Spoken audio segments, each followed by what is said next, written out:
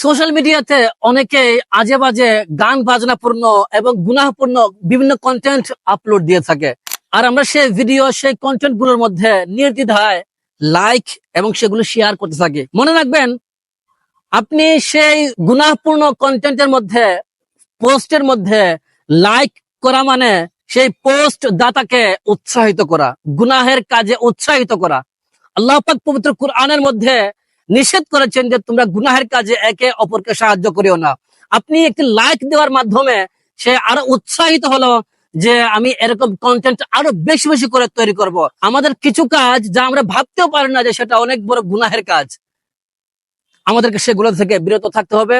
সুতরাং কেউ যদি কন্টেন্ট পোস্ট ইত্যাদি আপলোড দেয়, না জেনে বুঝে সে গুনাহপূর্ণ কন্টেন্টের মধ্যে লাইক দেওয়া থেকে বিরত থাকুন। অযথা তাকে একটি লাইক দিয়ে আপনি গুনাহের ভাগীদার হবেন না, নতুবা কাল কিয়ামতের দিন কঠিন শাস্তির সম্মুখীন হতে হবে।